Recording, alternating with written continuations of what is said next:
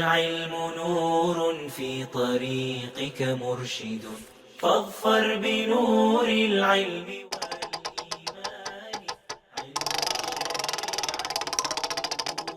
عبادة وتقرب للواحد الديان، ويعرف العلم بربهم سبحانه الملك العظيم الشان. أسماؤه حسنى كذاك صفاته عليا بلا. اعوذ باللہ من الشیطان الرجیم. سورة البقرہ آیت نمبر 108. بسم اللہ الرحمن الرحیم. ام تريدون ان تسألوا رسولکم، کیا تم چاہتے ہو کہ اپنے رسول سے سوال کرو؟ کما سئل موسیٰ من قبل، جس طرح اس سے پہلے موسیٰ علیہ السلام سے سوالات کیے گئے. ومن يتبدل الكفر بالایمان، اور جو کوئی ایمان کے بدلے کفر کو لے لے، فقد ضل سواء السبیل، تو بلا شبہ وہ سیدھے راستے سے بھٹک گیا.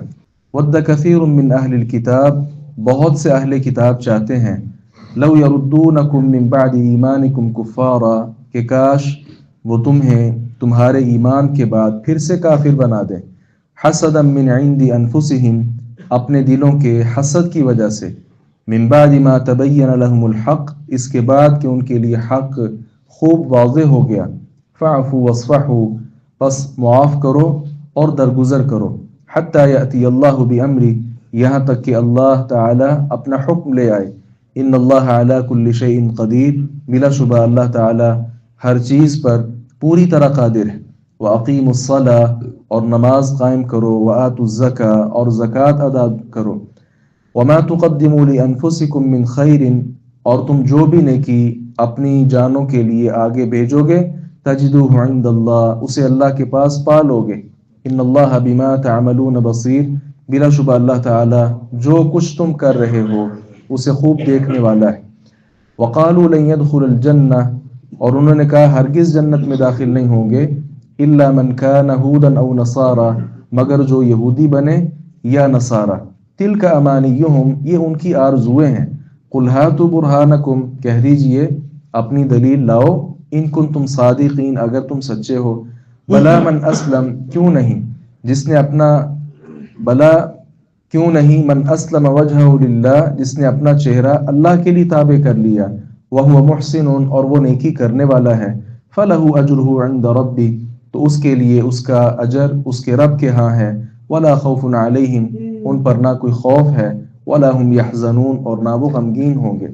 نبی کریم صلی اللہ علیہ وسلم سے پہلے جو انبیاء کرام علیہم السلام آئے، خصوصاً اللہ رب العزت نے یہاں موسیٰ علیہ السلام کا تذکرہ کیا. موسیٰ علیہ السلام سے طرح طرح کے سوالات کیے گئے. اس آیت مبارکہ میں وضاحت تو نہیں کہ کون سا سوال کیا گیا تھا، البتہ آگے سورۃ النساء میں آ جائے گا. اور پہلے اسی سورہ مبارکہ کی آیت نمبر 55 میں گزر بھی چکا. انہوں نے کیا کہا تھا کہ اللہ تبارک و تعالیٰ کو ہم کھلم کھلا دیکھنا چاہتے ہیں. یسألک اہل الکتاب ان تنزل علیہم کتابا من السماء فقد سألوا موسیٰ اکبر من ذلک، تو یہ آپ سے سوال کرتے ہیں جبکہ موسیٰ علیہ السلام سے اس سے بڑے بڑے سوالات کر چکے. یعنی موسیٰ علیہ السلام سے سوال کیا تھا کہ آسمان سے کتاب اترتی ہمیں دکھاؤ. المختصر موسیٰ علیہ السلام وہ تختیاں لے آئے، تختیوں کی صورت میں وہ تورات نازل ہوئی. یہی مطالبہ نبی کریم صلی اللہ علیہ وسلم سے بھی تھا کہ آپ بھی یہ قرآن ہمیں اس طرح لا کر دکھائیں. اور پھر ان کے مطالبات وہ ختم نہیں ہوتے بلکہ مطالبات بڑھتے جاتے ہیں. موسیٰ علیہ السلام جب تورات لے کر آئے تو اس پر ایمان لے آتے، لیکن ایمان نہیں لایا بلکہ کیا کہا، ارنا اللہ جہرہ، ہمیں واضح طور پر کھلم کھلا اللہ کو دیکھنا ہے پھر ہم ایمان لائیں گے. تو یہ گستاخانہ جو سوال ہیں یہ اہل کتاب کرتے رہے اور اس پر وہ گمراہ ہوتے رہے. اہل اسلام کو ان سوالات سے منع کر دیا گیا.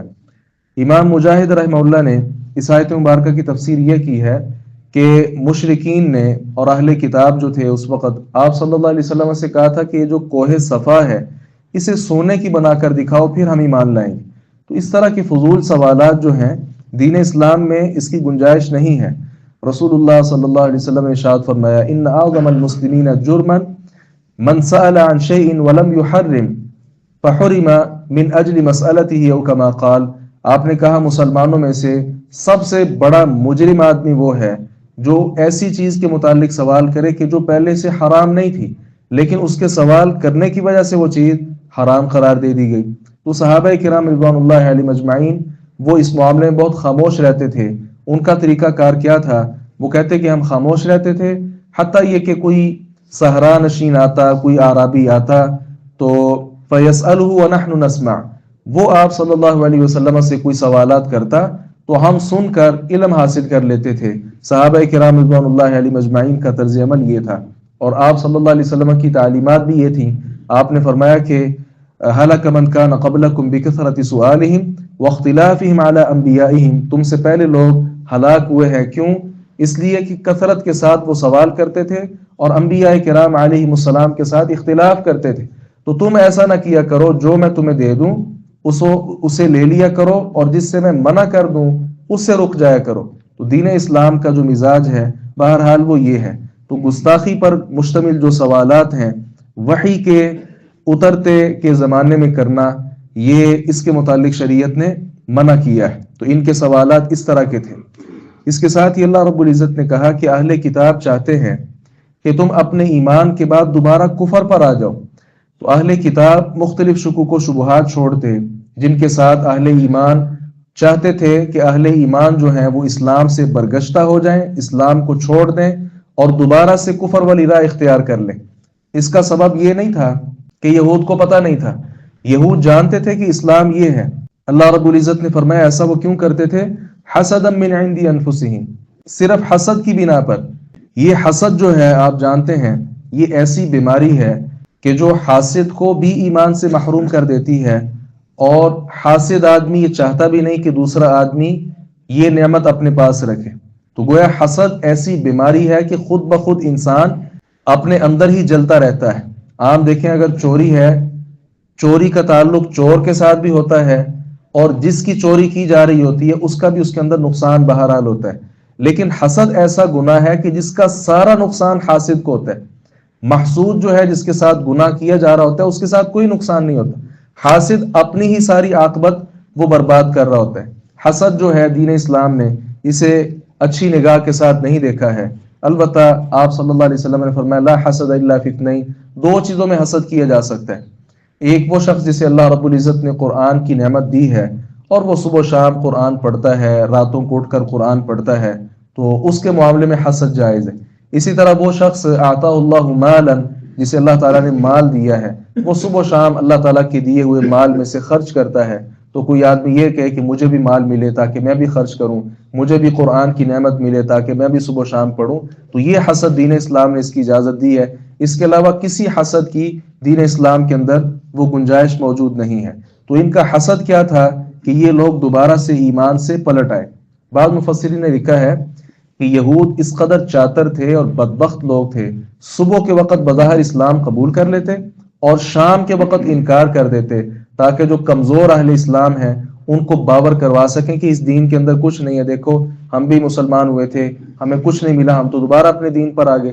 تو گویا اس طرح مسلمانوں کو، صحابہ کرام کو دین اسلام سے برگشتہ کرنے کی کوشش تھی۔ اب دیکھیں یہ بہت بڑا ایک چیلنج تھا اور اہل اسلام کے لیے دکھ کی بات تھی۔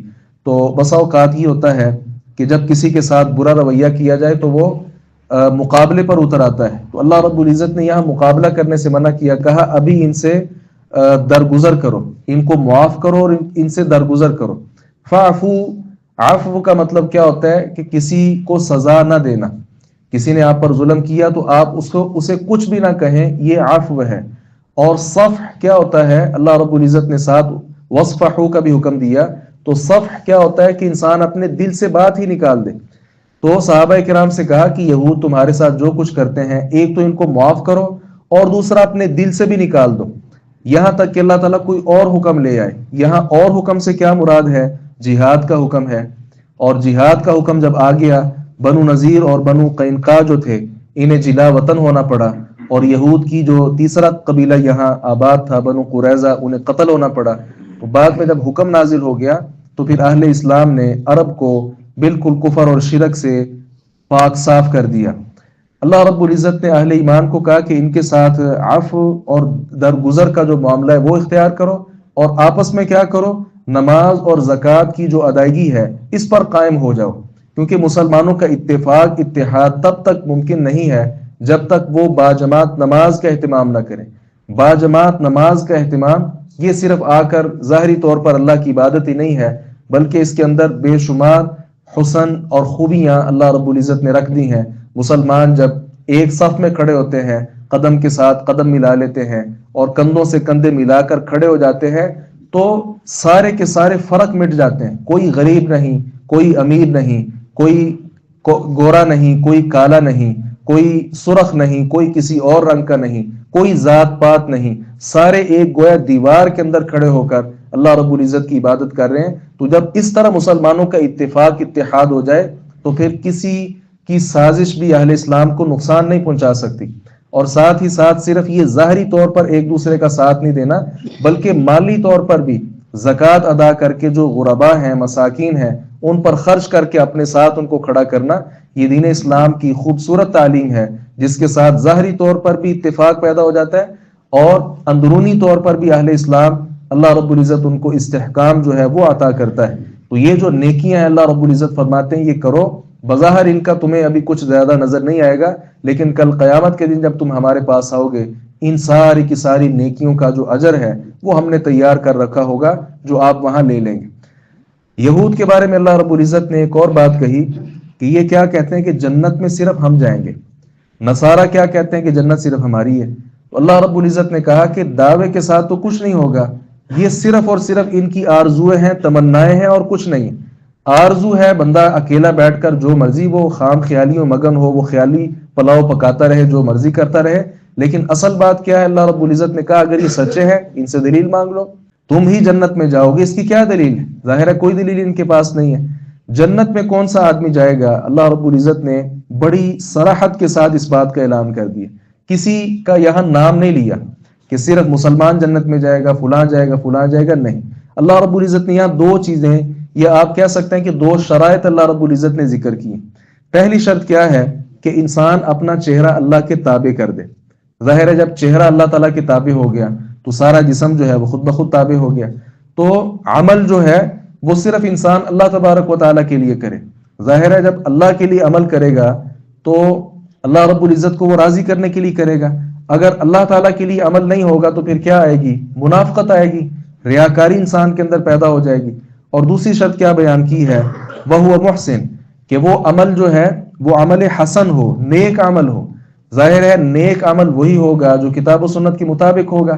کتاب و سنت کے مطابق، اللہ تعالیٰ کے بتلائے ہوئے کے مطابق، نبی صلی اللہ علیہ وسلم کے اس پر عمل پیرا ہوئے، اگر آپ نہیں ہوئے تو اس کے مطابق وہ عمل نہیں ہے، تو ایسا انسان ظاہر ہے کتاب و سنت کے خلاف اس کا عمل جائے گا، تو اس کے ساتھ کیا ہوگا کہ وہ بدعت اور گمراہی ہوگی۔ گویا دو چیزیں، ایک شرط کیا ہے کہ وہ عمل خالصتاً اللہ کے لیے ہو، اس کے اندر منافقت اور ریاکاری نہ ہو، اور دوسرا وہ عمل خالصتاً اللہ رب العزت کے بتائے ہوئے طریقے کے مطابق ہو، اس کے اندر کسی طرح کی بدعت اور گمراہی نہ ہو۔ یہ دو شرائط اس پر جو کاربند ہو جائے، اللہ رب العزت نے فرمایا کہ جنت میں داخلے کا حقدار وہ ہے۔ تو یہاں مسلمانوں کو بھی دیکھنا چاہیے، جس طرح یہود اور نصارہ کہتے تھے کہ جنت ہماری پکی پکی ہے، آج مسلمانوں کا بھی یہ نظریہ بن چکا ہے کہ ہم آخری امت میں شامل ہیں، نبی کی لاڈلی قوم ہے، یہ ہیں وہ ہیں۔ یہ تو وہ بھی باتیں کیا کرتے تھے، تو آج بھی لوگوں نے یہ باتیں شروع کر دی، نبی رو رو کر ہمارے لیے وہ مصلی ترک کرتا رہا، سارا کچھ کرتا رہا، اب ہم جو مرضی کرتے جائیں، سود کھائیں پئیں، شراب پئیں، اور اسی طرح جوئے کھیلیں، اور اس کے ساتھ سودی لین دین کریں، اور زنا کریں، اور سارے جو جرائم ہیں ان کا ارتکاب کریں، جنت ہماری پکی پکی ہے۔